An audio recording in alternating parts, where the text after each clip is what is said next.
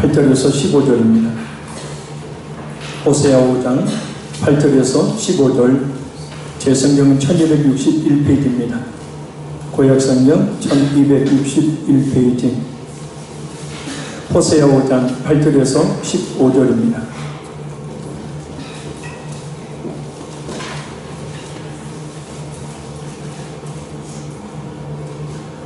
호세아 5장 8절에서 15절, 우리 큰 목소리로 같이 하나님의 말씀을 읽겠습니다. 너희가 기브아에서 꿀나팔을 불며 라마에서 나팔을 불며 벳아웬에서 외치기를 베냐민아 내 뒤를 쫓는다 할지어다. 벌하는 날에 에브라임이 황폐할 것이다. 내가 이스라엘 지파 중에서 반드시 있을 일을 보였노라. 유다 지도자들은 경계표를 옮기는 자 같으니 내가 나의 진노를 그들에게 물같이 보리라. 에브라임은 사람의 명령 뒤따르기 좋아함으로 학대를 받고 재판의 압제를 받는도다. 그러므로 내가 에브라임에겐 좀 같으며 유다족 속에는 썩이는 것 같도다. 에브라임이 자기의 병을 깨달으며 유다가 자기의 상처를 깨달았고 에브라임은 아스루로 가서 야렙 왕에게 사람을 보내었으나 그가 능히 너희를 고치지 못하겠고 너희 상처를 낫게 하지 못하리라. 내가 에브라임에게는 사자 같고 유다족 속에게는 젊은 사자 같으니 바로 내가 훔쳐갈지라. 내가 탈취하여 갈지라도 건져낼 자가 없으리라. 그들이 그 죄를 뉘우치고 내 얼굴을 구하기까지 내가 내 곳으로 돌아가리라. 그들이 고난 받을 때 나를 간절히 구하리라. 아멘. 할렐루야. 이 밤에도 성령 하나님의 깨닫게 하신 은혜가 우리 가운데 충만하기를 간절히 소원합니다. 하나님의 징계로 인해 깨닫는 것이라는 말씀의 제목으로 이 밤에 은혜 나누기를 원합니다. 성령께서 지혜 주셔서, 할렐루야, 깨닫는 것이 복이니까. 교육에 있어서 체벌의 이 문제는 그 정도 성격에 따라서 여러 찬반 논란이 있지만 어느 정도 적당한 또 적절한 시기에 이 체벌은 바른 깨달음 그리고 교육적 효과를 높여줄 수 있다는 데에는 대부분의 사람들이 견해를 같이 합니다.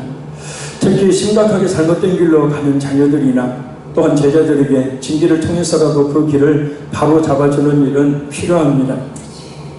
요즘엔 그렇게 전혀 하지를 못하는 세대 중,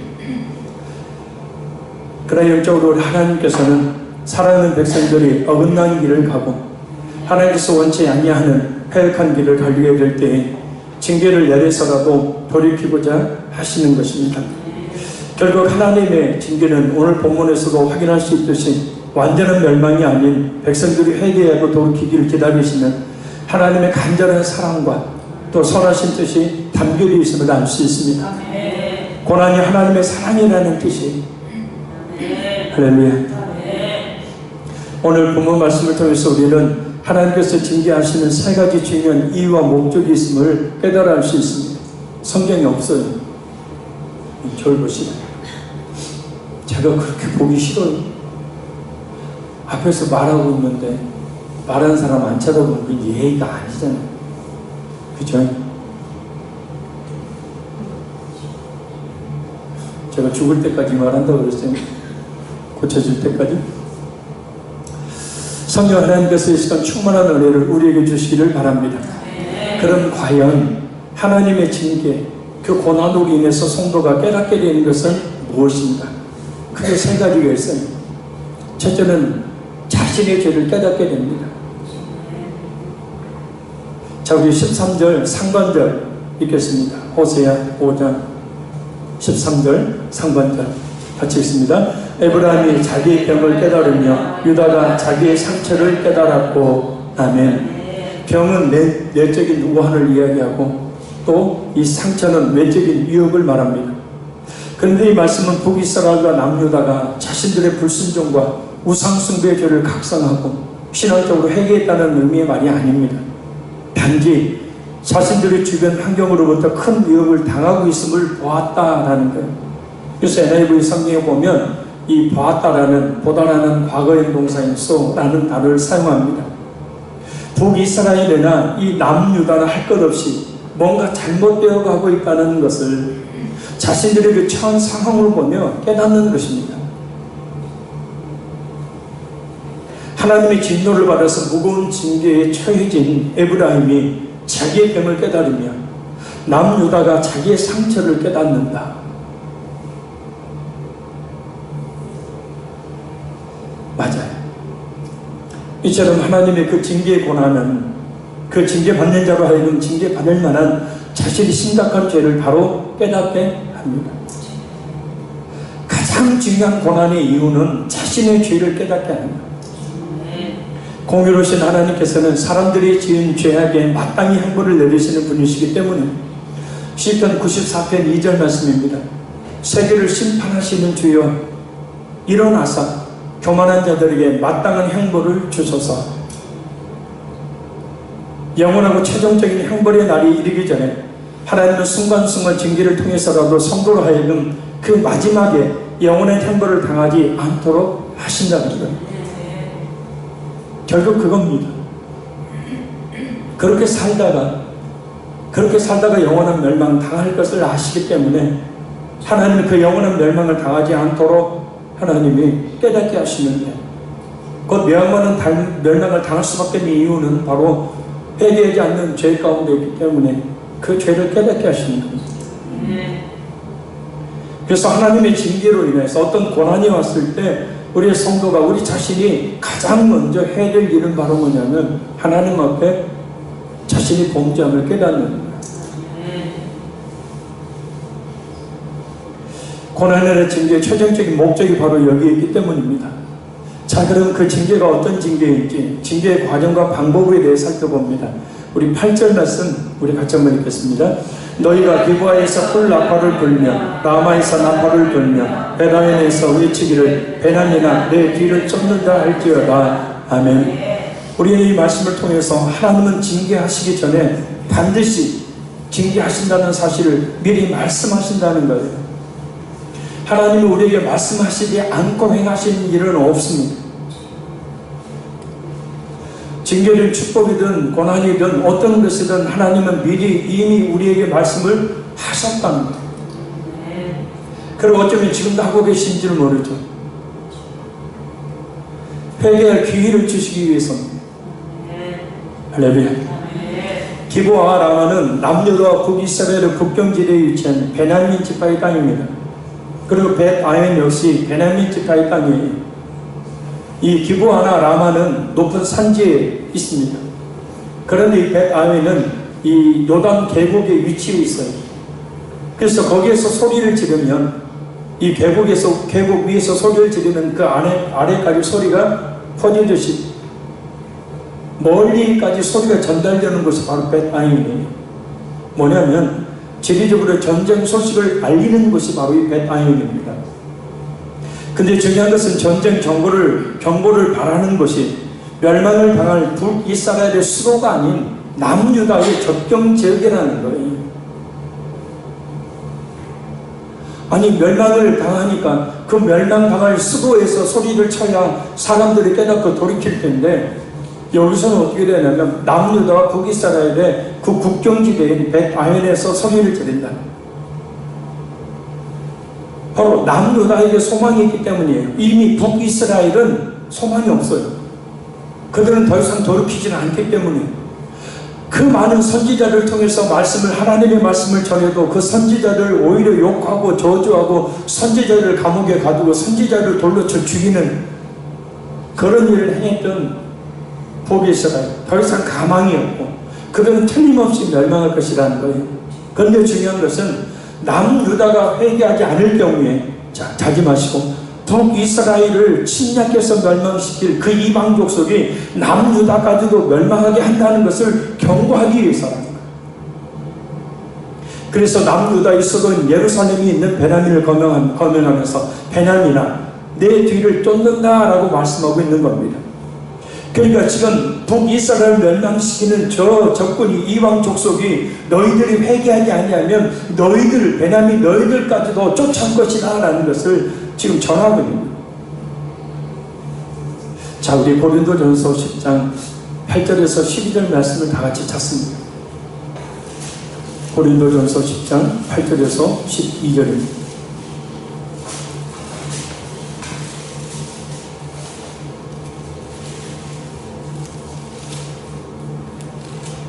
왜 벳아웬에서 베냐민아 네 뒤를 쫓는다라고 말하고 있는지, 고린도전서 10장 8절에서 12절 우리 같이 읽습니다.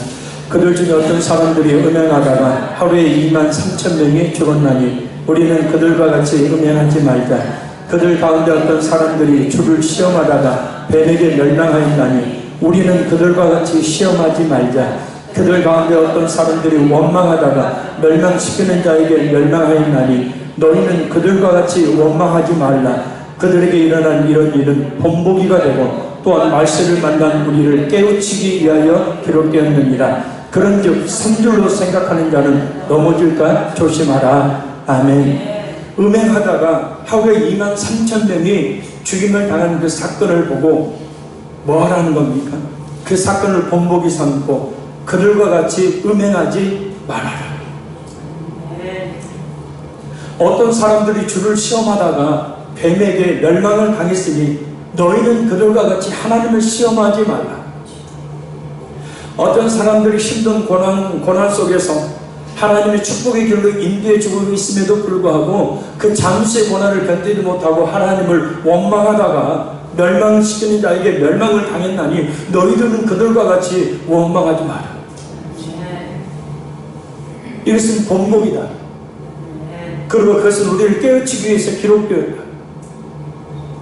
그러니까 지금도 우리 주위에서는 수많은 사람들이 여러 가지 사건과 사고로 또 자연 재앙으로 죽어가고 있습니다. 전쟁으로 요한계시록에 말씀하고 있는 것처럼 수많은 그런 이 사건들을 통해서 많은 사람들이 죽어가고 있습니다. 그것을 보고 본보기 삼라는 것, 깨달으라는 것이에요. 할렐루야. 그래서 선줄로 생각하는 자는 넘어질까 조심하라. 아, 나는 안 그래. 나는 그럴 일 없어. 나는 죄인이 아니야. 나에게는 그런 일이 없어. 그런 착각하지 말고 스스로 자기 자신을 늘 살펴서 그와 같이 멸망당하는 일이 없도록.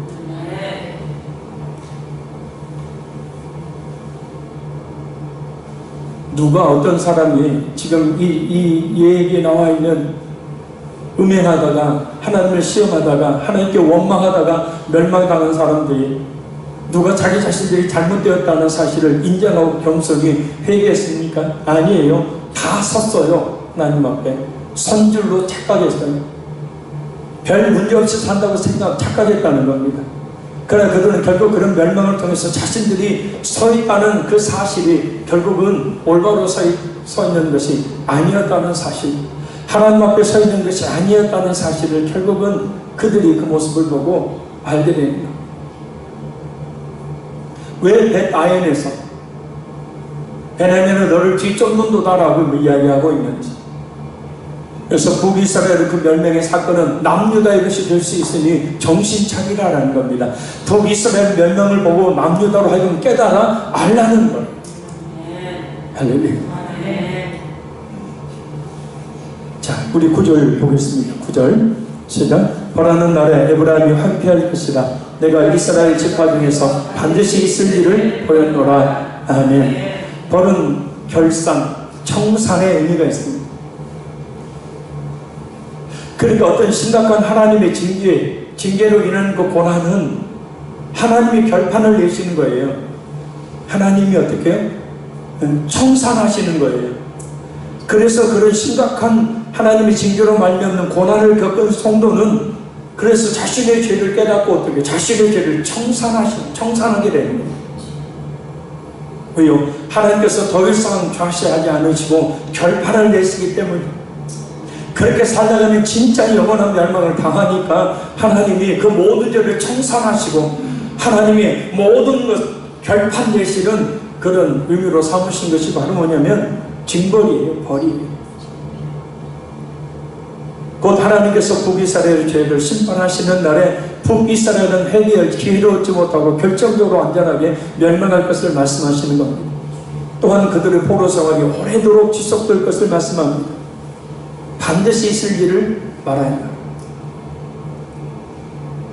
그렇습니다. 죄악에 대한 하나님의 징계는, 불순종에 대한 하나님의 징계는 깨닫지 못하는 시간에 임하게 됩니다. 그리고 그 징계의 고난은 철저하게 깨달을 때까지 지속될 수밖에 없습니다. 깨닫도록 하는 것이 하나님의 징계의 고난의 목적이기 때문이에요. 깨달을 때 하나님의 징계와 고난이 끝납니다. 할렐루야. 많은 교인들이 있습니다. 그 많은 교인들 가운데 하나님께서 원하시는 대로 살고 있는, 순종하고 있는 교인들은 과연 얼마나 될까요? 그럴듯한 신앙생활을 하고 있을는지는 모르지만 진짜 하나님께서 원하시는 그런 삶을 살고 있는, 순종하는 성도는 얼마나 되는지. 그래서 내가 깨닫고 하나님께 자신의 죄를 회개하며 하나님께 돌이키는 그때에, 불순종의 길에서 순종으로 나오는 그때에 모든 고난은 끝나는 거예요.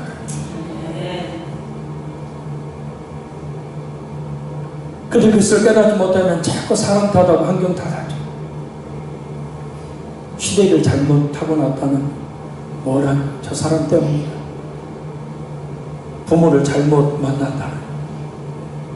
쓸데없는, 참 미련하고 어리석은, 말도 되지 않는 핑계와 이유를 대죠. 옆에서 멸망당하는 북이스라엘을 보고 남유다는 깨달았어야 합니다. 그런데 안타깝게도 그들은 깨닫지를 못합니다. 자, 우리 10절 보겠습니다. 자, 눈 뜨시고, 졸려도 눈 뜨시고. 시작. 유다 지도자들은 경계표를 옮기는 자 같으니 내가 나의 진노를 그들에게 물같이 부으리라. 아멘. 경계표는 율법을 상징합니다. 그래서 하나님께서 하지 마라, 하라 라고 경계표, 어떤 땅의 경계표를 세우듯이 하나님께서 이스라엘들 그때 이것은 우상숭배니까 하지마, 이건 해 라고 하나님께서 만들어 주신 그 율법, 그 말씀의 경계표를 유다 지도자들이 옮겼다는 거예요. 그러니까 자기 마음대로 자기들 본성대로 신앙생활을 했어요. 자기 본성대로 삶을 살았다는 겁니다. 하나님께서 정해주신 그 규례를 벗어나서 북이스라엘 백성들은 하나같이 우상숭배의 죄를 범했다는 거예요. 결국 남유다에게도 하나님의 진노가 물이 차고 넘침같이 임하고야 말 것이라는 겁니다. 끊임없이 주변 국가로부터 침입을 받았고 마침내는 바벨론에 의해서 멸망을 당하고 말죠. 말씀이 없는 성도, 말씀을 버린 성도, 말씀대로 살지 않는 성도의 삶이란 결국 이렇게 하나님의 뜻과 상관없는 그런 삶을 살게 됩니다. 나아가서 깨닫지를 못해서 이런 결과를 맞이하게 되니 우리는 하나님의 말씀을 늘 믿고 묵상하며 그 말씀을 잘 들어서 그 말씀에 순종하기만을 실수해야 될 줄로 믿습니다. 하나님의 말씀해 주신 그 경계를 넘어서는 일이 없도록 선악과를 따먹지 말라 하나님의 경계선을 말씀해 주셨음에도 불구하고 선악과를 따먹음으로 아담과 하와가 범죄한 그 죄가 온 세상에 임하였습니다. 그래서 하나님께서 원하시는 것이 무엇인지를 깨닫는 것이 중요해요. 이 자리에는 우리 성도들이 큰 죄를 짓는 그런 분이 없지 않습니까? 그러나 그것보다도 못지않게 큰 죄가 있어요. 눈에 띄는 큰 범죄보다도 못지않게 큰 죄가 뭐냐면 외식적인 신앙생활이, 형식적인 신앙생활이, 하나님께서 원하신 대로 살지 않는 거예요. 겉보기에는 그냥 평범합니다. 아무런 큰 죄도 짓지 않고 그냥 잘 살아가요. 그런데 하나님께서는 그 정도의 삶을 원하시는 것이 아니라 하나님께서 원하시는 그 뜻대로 살기를 원하신다는 거예요. 말씀을 연구하면 연구할수록 진짜 구원받을 사람들이 몇 명이나 될까? 왜요? 성경은 우리의 신앙생활을 그렇게 어영부영 흐리멍텅하게 뜨뜻 미지근하게 하는 것을 구원받았다라고 말씀하고 있는 것이 없기 때문에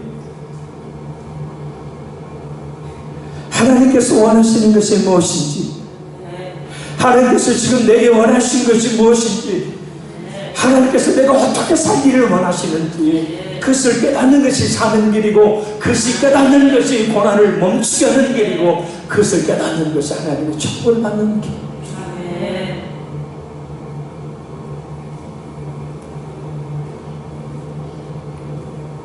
그런데 많은 경우에 착각하는 사람들이 있어요. 범죄하고 불신종하고 있는데도 이랬거든요. 그런데 거기에 대해서 하나님이 뭐라고 하시냐면 12절입니다. 12절 시작. 그러므로 내가 에브라임에게는 종 같으며 유다 족속에게는 썩이는 것 같도다. 아멘. 이 말씀은 북이스라엘과 남유다에게 내려질 하나님의 심판의 형태를 말합니다. 본문을 보면 심판이 매우 미약하게 여겨지는 종, 썩이는 것, 그런 활동처럼 눈에 보이지 않을 정도로 조용하게 진행되지만 그 결과는 확실하고도 강력할 것임을 말씀합니다. 심판이 어느 날 갑자기 일어나는 것이 아니라 이미 죄를 짓는 그 시간부터 심판은 시작되고 있다.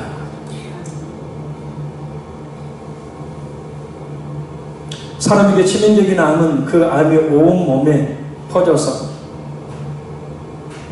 말기 정도 될 때까지 발견되는 경우가 많습니다. 초기에는 거의 자각 증상이 나타나지 않기 때문입니다. 요즘에는 그냥 이 정기 진단을 통해서 조기에 발견하는 경우들, 또 치료받고 완치된 경우도 굉장히 많죠. 근데 자각 증상이었기 때문에 처음에는 몰라요. 그러나 조용하게 진행된 암세포가 결국 사람을 죽음으로 몰고 가는 것과 같이 하나님의 심판이 죄를 짓는 그 시간부터 좀처럼 점점점 썩이는 것처럼 점점점 임하게 된다는 겁니다. 사람들이 몰라요. 죄악 가운데 빠져 쾌락과 즐거움을 즐기고 있는데도 하나님의 아무런 제재도 없거든요. 깨닫지 못하는 거예요. 불순종으로 살아가고 있는데도 하나님의 뜻대로 살고 있지 않는데도 아무런 일이 없어요. 그렇게 사는 것이 옳은 것이구나 라고 생각하고 살아가는, 깊은 죄악 가운데 빠져 있음에도 불구하고 아무 일이 없는 것은 사실 아무 일이 없는 것이 아니라 오늘 하나님의 말씀처럼 그에 따르는 점과 썩이는 것처럼 이미 징계가 시작되고 있다는 겁니다. 그래서 우리라면 실패, 멸망으로 몰고 가는 죄악과 불순종을 경계하고 또한 끊어가야 하는, 제가 전에 발에 작은 물집이 생겼더라고요. 그냥 생긴 거겠지 하고 놔뒀어요. 그랬더니 이것이 왼쪽 발은 안 그랬는데 오른쪽 발바닥 전체를 무정균으로 장악하게 만들어 버렸어요.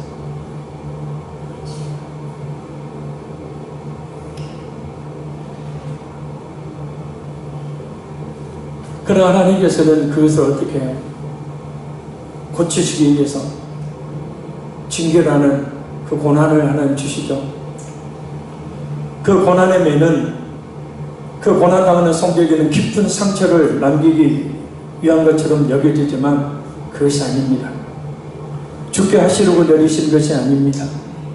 이 시력인 징계를 통해서 영원한 멸망의 길을 걷지 않도록 하시기 위해서. 고린도전서 11장 31절 말씀입니다.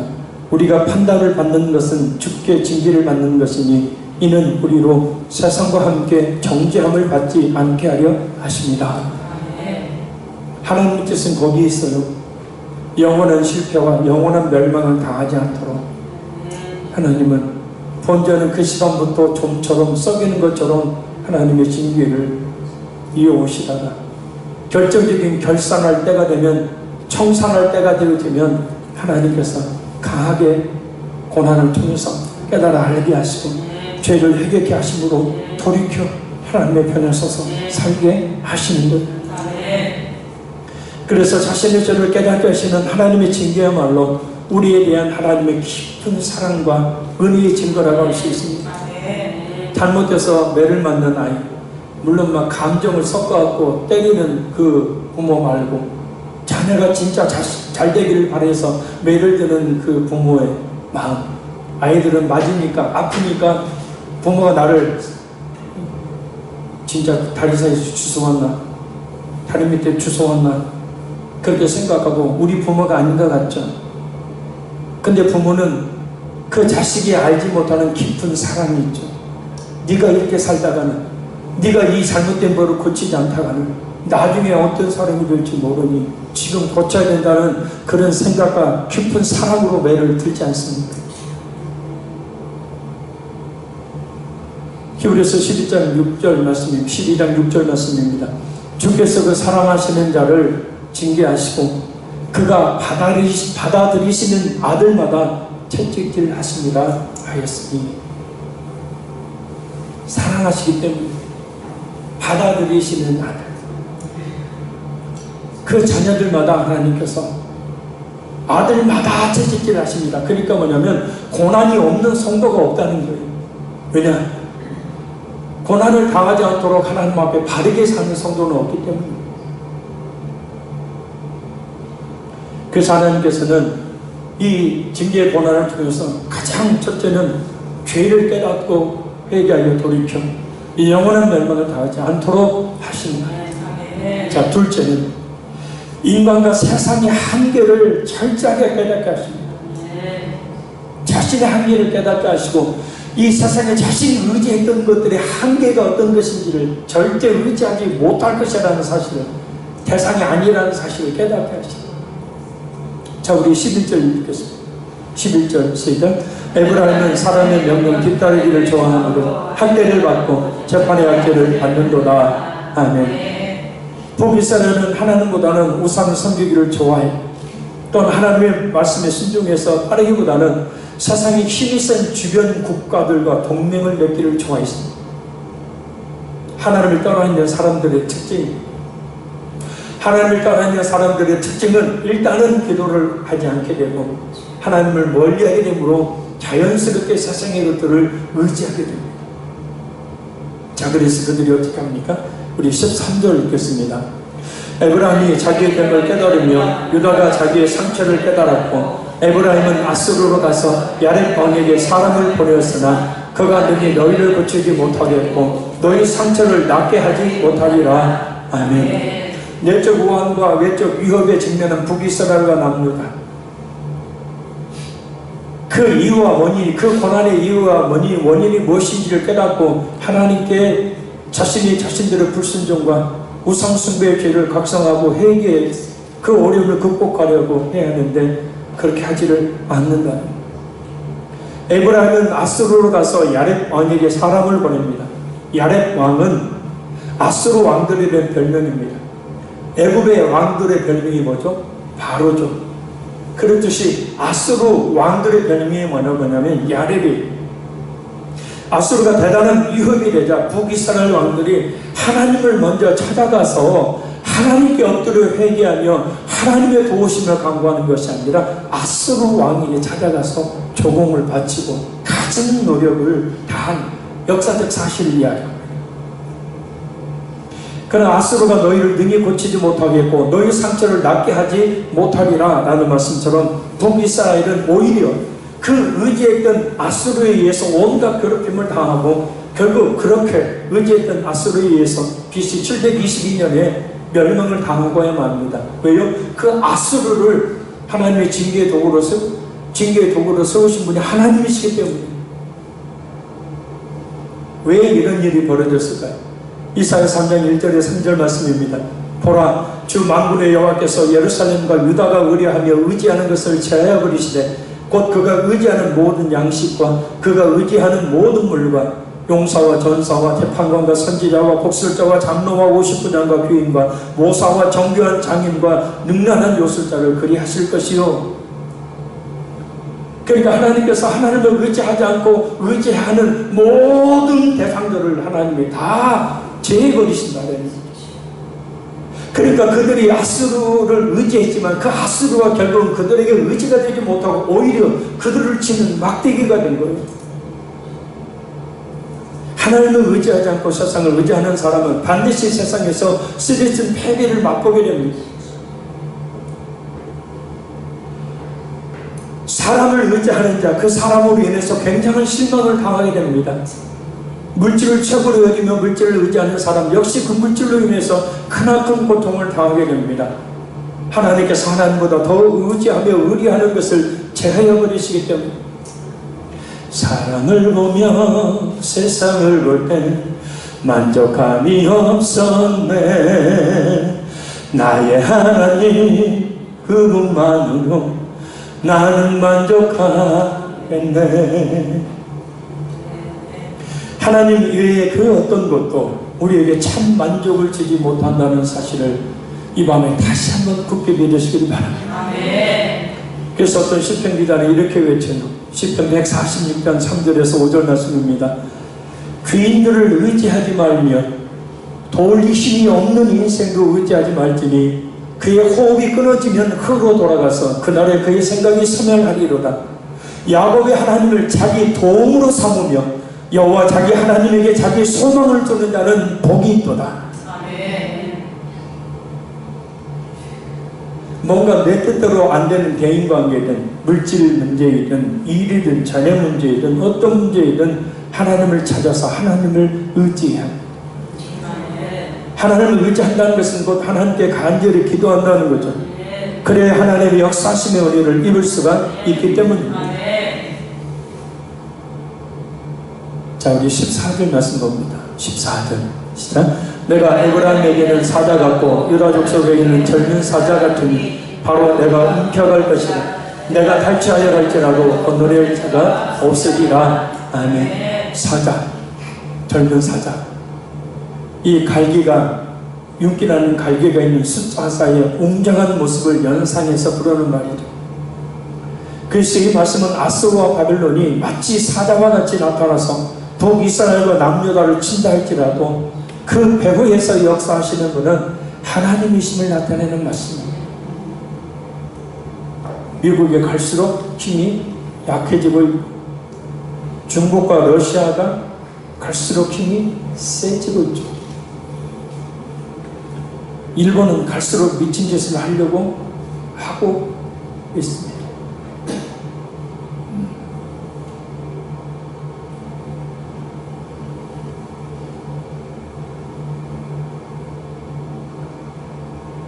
탈취해 갈지라도 갈기갈기 찢다라는 말입니다.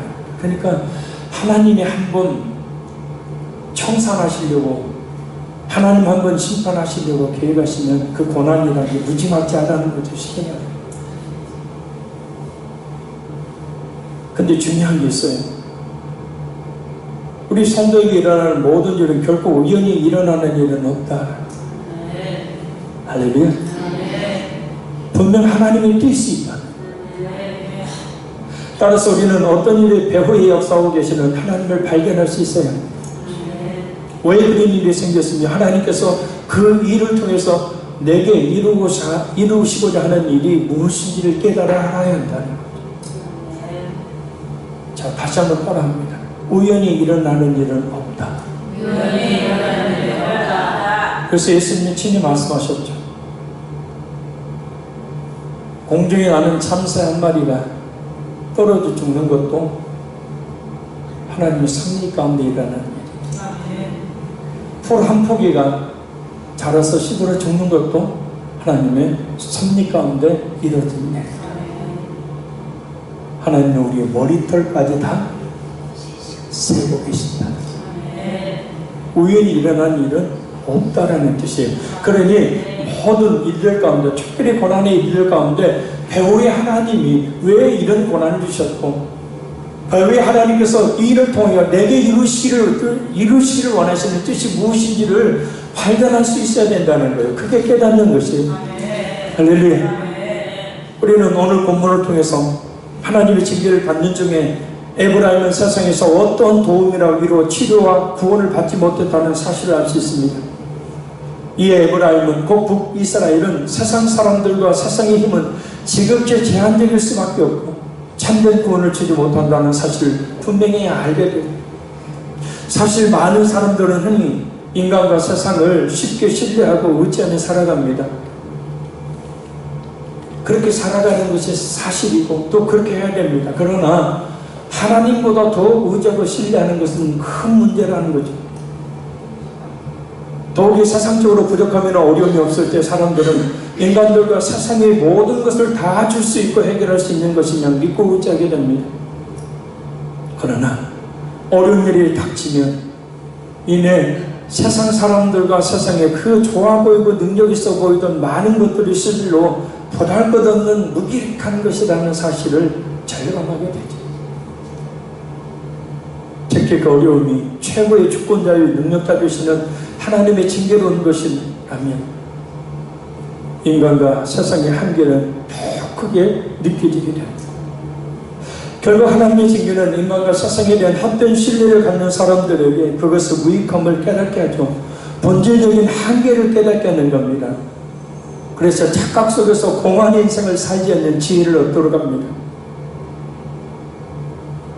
고난 중에 있는 성도들이 그래서 그 고난 가운데서 공통적으로 아주 절실하고도 아주 절실하게 깨닫는 것이 하나 있어요. 고난을 주시는 세 번째 이유, 바로 참된 구원자이신 하나님을 의지해야 된다는 사실을 깨닫게 됩니다. 자, 우리 마지막 15절 읽겠습니다. 시작. 그들이 그 죄를 뉘우치고 내 얼굴을 구하기까지 내가 내 곳으로 돌아가리라. 그들이 고난 받을 때 나를 간절히 구하리라. 아멘. 사자가 사냥 후에 자기의 안식처로 돌아가듯이 하나님께서 심판을 하시고 하늘처소로 돌아가시겠다. 곧 이스라엘에 대한 은혜의 역사를 하나님 이제는 거두시겠다.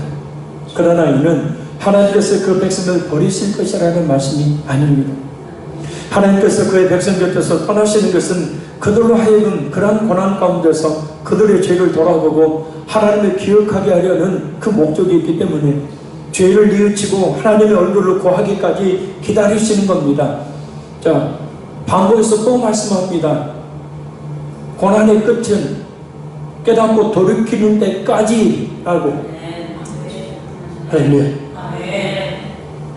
그래서 결국 이스라엘 백성들은 이렇게 고난 중에 결국 간절히 하나님을 구하게 되지 않습니까?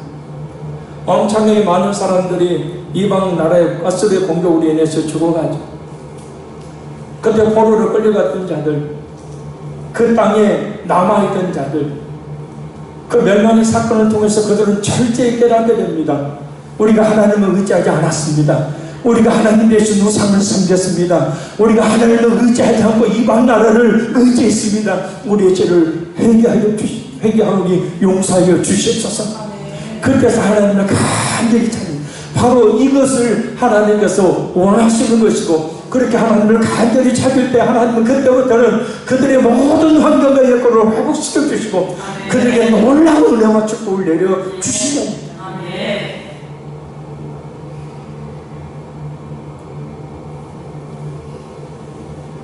그래서 오직 하나님만이 우리 자신의 참된 구원자가 되신다는 사실을 깨닫는 것이 무엇보다 중요해요. 예레미야 3장 23절, 작은 산들과 큰 산 위에 떠드는 것은 참으로 헛된 일이라. 무슨 얘기냐면 작은 산, 큰 산에서 우상 앞에서 막 기도하고 떠드는, 그 앞에서 춤추고 헛된 일이라. 이스라엘의 구원은 진실로 우리 하나님 여호와께 있나이다. 할렐루야. 스바냐 3장 17절, 너희 하나님 여호와가 너희 가운데 계시니 그는 구원을 베푸실 전능자시라. 그가 너로 인하여 기쁨을 이기지 못하여 하시며 너를 잠잠히 사랑하시며 너로 인하여 즐거이 부리며 기뻐하시리라 하리라. 아멘. 이거 뭐예요? 하나님의 징계 후에 철저히 회개하고 정결하고 거룩한 주인들 생겼던 그 모습 보시고 하나님이 뭐예요? 기쁨을 이기지 못하시고 잠잠히 사랑하시며 너로 인하여 즐거이 부르며 기뻐하신다. 이제 하나님의 자녀로 완전히 돌아왔습니다. 더러운 거 묻어있던 아이, 목욕탕에 가서 아이 깨끗이 씻겨가지고 깨끗하게 포성포성한 아이 보면은 웃음이 절로.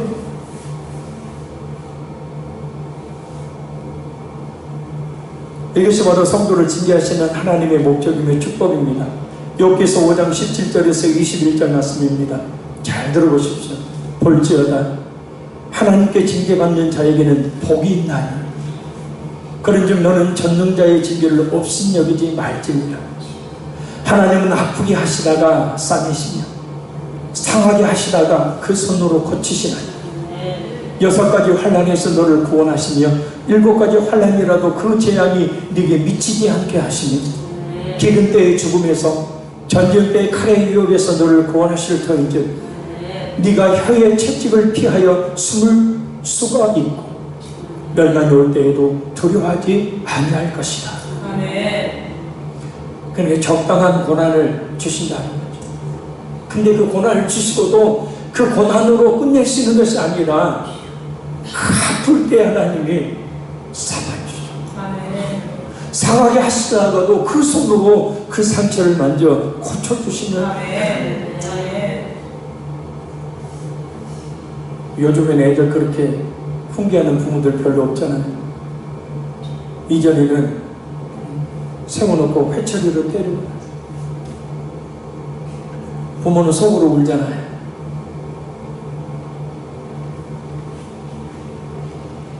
울다 지쳐서 자고 있는 아이 종아리에 몰래 가서 약을 발라주면서,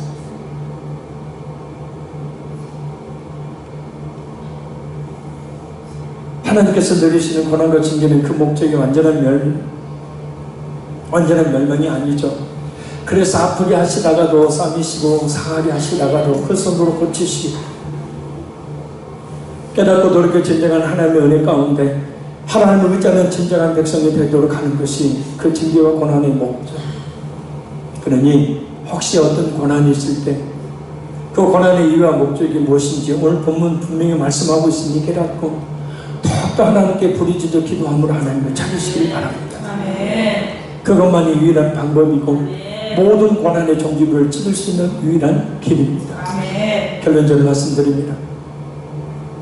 우리는 지금까지 하나님의 징계가 그 징계를 당하는 자에게는 고통이고 아픔이지만 그것이 얼마나 복되고 지혜로우며 유익한 깨달음을 갖게 하는지 알아서 말씀을 통해 살펴보았습니다.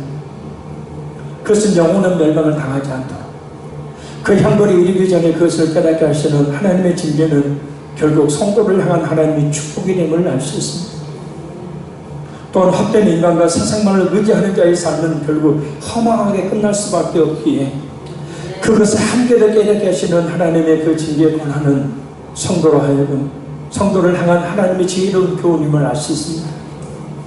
그리고 참된 구원자를 깨닫지 못하는 자들에게 비참한 멸망이 기다리고 있기에 그것을 깨닫게 하는 하나님의 징계는 성도를 향한 하나님의 은혜인 것을 알 수 있습니다. 따라서 우리는 하나님의 어떤 징계와 고난 속에서 겸손하게 불평하고 원망하며 또한 비관하지 말고 오히려 그것을 감사히 여기고 겸손히 받아들여서 그 고난을 통해 하나님이 주시고자 하는 귀한 깨달음을 얻는 우리 모두가 되어야 될 줄로 믿습니다. 고난을 잘 견뎌냈을 때 주어지는 축복이 진정한 하나님의 축복이고 고난 이후에는 반드시 하나님의 놀라운 축복하심이 있기 때문입니다. 이 시간 우리 말씀을 두고 기도합니다. 하나님의 징계의 고난이 고통이고 아픔이지만 제가 당하는 여러가지 고난이 징계와 아픔이지만 그것은 영원한 멸망을 당하지 않도록 깨닫게 하시는 하나님의 축복인 줄 믿습니다. 헛된 인간과 세상만을 의지하는 자의 삶은 결국 허망하게 끝날 수밖에 없기에 그것을 깨닫게 하시는 하나님의 징계는 저를 향한 하나님의 은혜인 것을 믿습니다. 하나님 그런 징계와 고난 속에서 경솔하게 불평하고 원망하고 좌절하고 비관하지 않게 하시고 그 고난을 통해 깨닫고 돌이켜 고난을 잘 견뎠을 때 주어지는 하나님의 그 놀라운 은혜와 축복을 받게 하여 주시옵소서. 주님 이 밤에 저를 싸매주시고 주여 이 밤에 저를 고쳐주시고 이 밤에 저를 회복시켜주시고 주여 이 밤에 저를 만져주시옵소서. 주여 청소를 간절히 기도합니다. 주여